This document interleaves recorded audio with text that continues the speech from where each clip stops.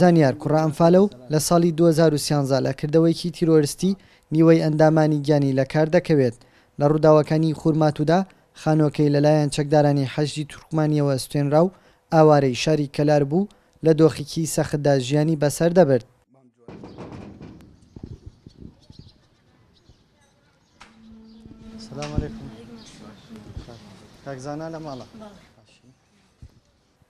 دەچینە ماڵی زانیار لە ئێستادا گەڕاوەتەوە نێو ماڵەکەی کەوا کەمپینی هەمومان لەگەڵ خورماتوین بۆیان نوێژەن کردووەتەوە و خەندە و خۆشی گەڕاوەتەوە ڕوخسار و دەرونی زانیارەوە.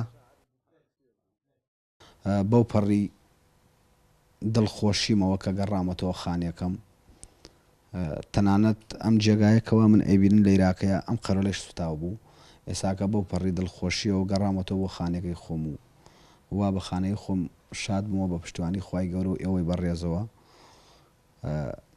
بەڵام لێرەدا شتێک هەیە، بەڵێ گەڕیامەتەوە بۆ جێگای باو باپیرانی خۆم، بەڵام داواکارم لە حکومەتی هەرێم هێزی پێشمەرگەمان بۆ بگەڕێنەوە خورماتوو. سەرپەرشتیاری کەمپینی هەمومان لەگەڵ خورماتوین داواکارە پشتیوانی زیاتریان هەبێت تاکو تەواوی خان و ستوێنراوەکانی خورماتوو نێژەم بکەنەوە. کەمپینەکەمان بەردەوامە لە ئەو هەڵمەتەی کە ڕامانگەیان بە سپۆنسەری میدیایی کورتسات و ئەنجامێکی باشی هەبوو.